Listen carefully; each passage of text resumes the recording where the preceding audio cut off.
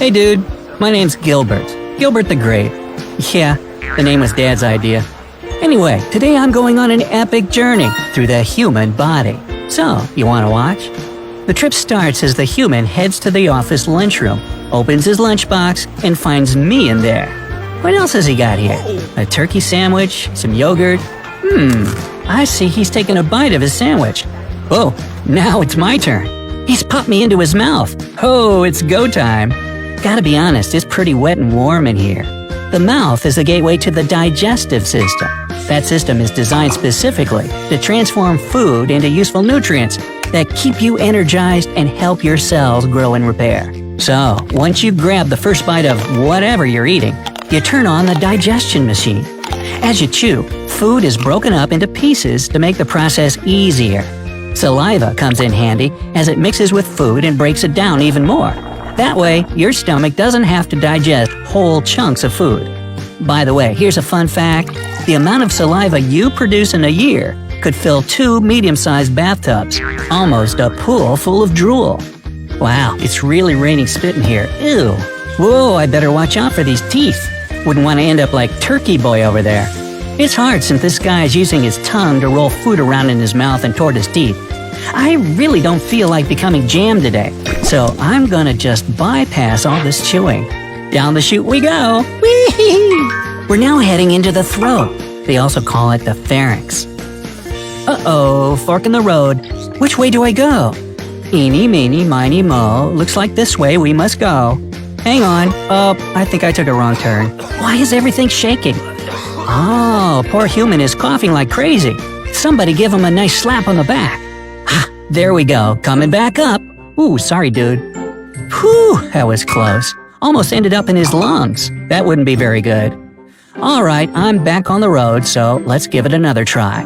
I've correctly turned into the swallowing tube that goes by the sophisticated name of esophagus. I like to call it the food chute, but it's a lot less spacey than I imagined.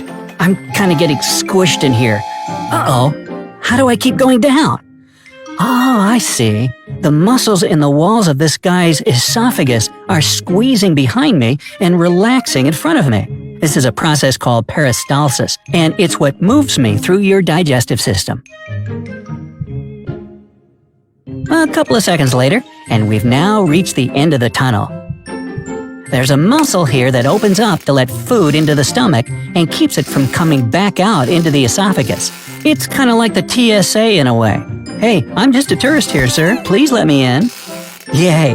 I've passed through the valve and into the stomach. It reminds me of a sack, and let me try those walls. Whoa, that's a strong one. It's all muscle. I'm not surprised, actually.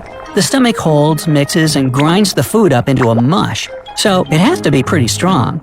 Quite honestly, this doesn't look too… Oh my, what's that? Ow, that burns like crazy. Oh, hot. I gotta get out of this stomach acid or else I'll turn into liquid or paste like turkey sandwich over there. That's okay, I've come prepared. I brought this handy-dandy little device that'll encase me in a protective bubble. Your food usually doesn't have this, but hey, I got connections. It's classified. I just have to push this button. There. Now I can keep talking to you the whole way instead of turning into grape jelly. Next stop, the small intestine. This long, coiled, snaky organ is made up of 3 sections. When I say long, I mean it. If you spread it out, which I don't recommend doing because you need it to be coiled and inside of you, you get a tube that's over 20 feet in length. Yep, that's as long as a giraffe is tall, all stuffed into your insides. I must say, it's pretty warm in here. Almost feels like a tropical resort. Except I'm in an ocean of bile. Oh yeah, I'm protected in my little bubble. No worries. Bile is crucial to digest fat and take all the waste out of your blood. So be thankful your liver produces it. Your pancreas also helps the process with some good enzymes. And that thing over there that looks like a pear, that's the gallbladder. It's located under the liver and keeps bile in it until the right moment comes. Man, this thing really is coiled, huh? I'm getting kinda dizzy from the twists and turns. But no going back now. These contracting intestinal walls keep pushing me forward. Looks like I'm already in the final section of the small intestine and on to the next leg of my journey, the large intestine. Also known as the colon, it's a muscular tube that's 5 to 6 feet long. Hold the phone. Shh. Do you hear that?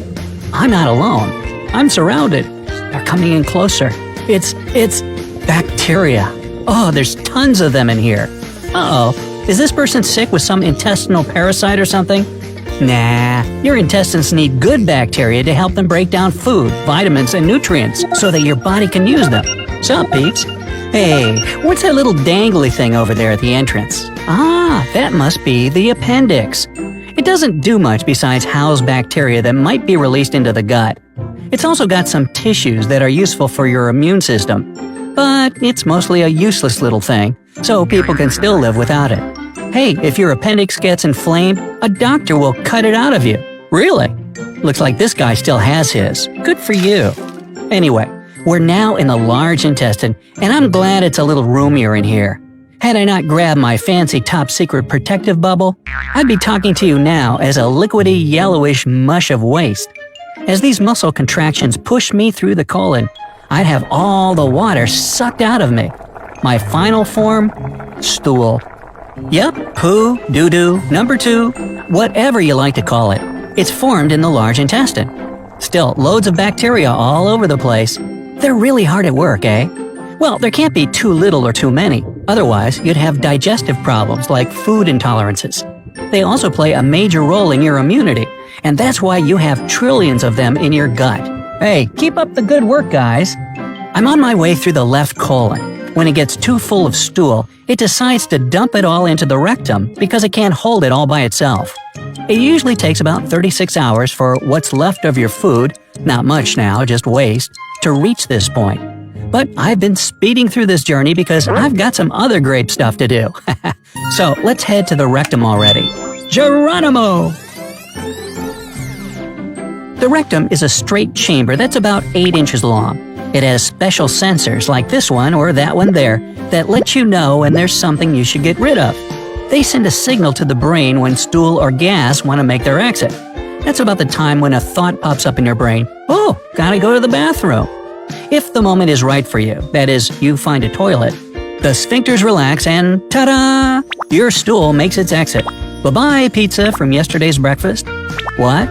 No one else here has cold pizza for breakfast? Alright, then let me know down in the comments what your typical breakfast looks like. Anyway, when the moment isn't exactly right to release stool just yet, your sphincters contract. Those rectum sensors help too, so that the urge to release its contents disappears for a while. You should be happy when your rectum and sphincters are working hard to keep stuff in when the timing isn't good. Like when you're driving to work, on a date, getting groceries, sleeping. But when you just can't resist the urge anymore, the external sphincter gives you a couple more minutes or however long you need until you make it to the bathroom. Well, not sure if the human is ready, but I'd really like to go now. Maybe I can hotwire these sensors to make my great escape. Oh yeah, this guy is at work, isn't he? This is gonna be awkward. Of course, normal food doesn't leave your body in such a graceful manner. You wouldn't even recognize what was what. But as for me, Gilbert the Grape, I still have important things to do today. So, hey Bob, let's hit the John. I'm out of here. Bye! Well, that was different. Hey, if you learned something new today, then give the video a like and share it with a friend. And here are some other cool videos I think you'll enjoy. Just click to the left or right, and remember, stay on the bright side of life.